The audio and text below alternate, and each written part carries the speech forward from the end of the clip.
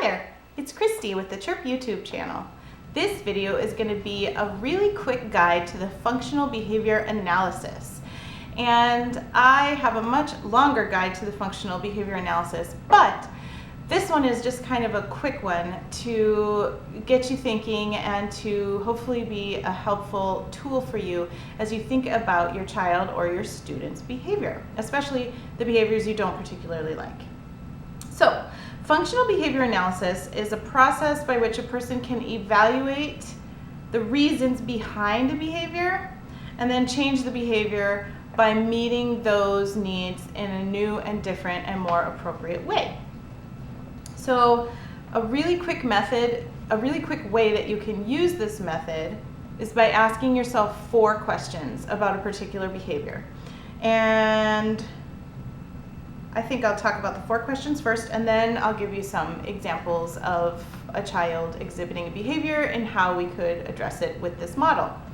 Question number 1, what are the triggers for this behavior, as best you can figure out?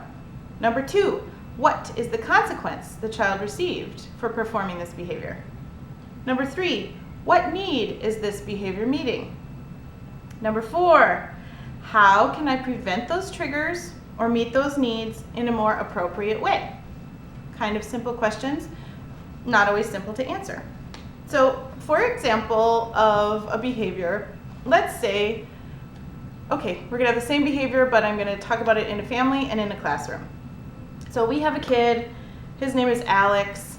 Every time that it's time to transition to story time at school, or it's time to or in the classroom at church or whatever, or it's time to transition to the dinner table at home, Alex falls apart.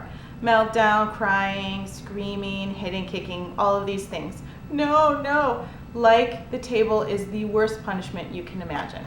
So this is the behavior we're thinking about. Okay, so 1, what is the trigger? The trigger appears to be someone saying, time for story or time for dinner. What are the consequences of this behavior? Well, usually when he demonstrates this behavior, we can't get him to story time, so he gets to stay on the floor, and we let him eat on the couch instead. So his behavior serves him by getting out of being at the table.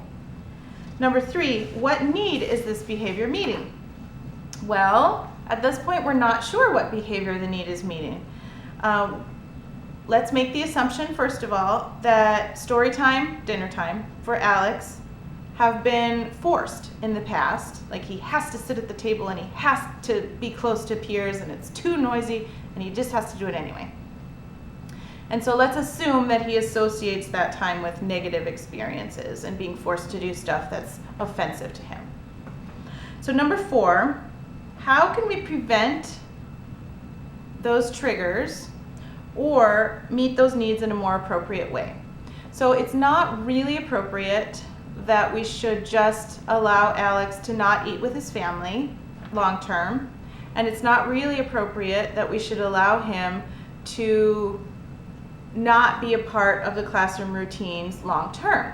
I don't have a problem pretty much ever with students not sitting at the table and being part of story because no matter where they are in the classroom, they can still listen and they are still listening and they can still learn, and it's not so important that he is there at the table. What's important is that we continue to make progress with all of our students, that we continue to see them following the modeling behaviors of peers, following classroom routines, that things keep getting better, and that they keep on overcoming hurdles that have been problems for them in the past, because that makes them feel like a success, and it makes us feel like a success.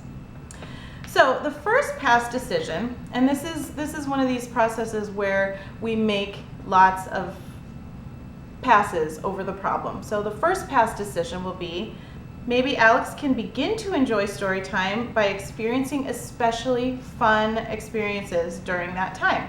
Same with dinner time. Maybe he could play with a really cool toy during story time that nobody else gets to play with. Maybe he could sit right next to the teacher and turn the pages. That would be really fun. Whatever it is that you think is going to be really motivating for him, that's something that you want to use.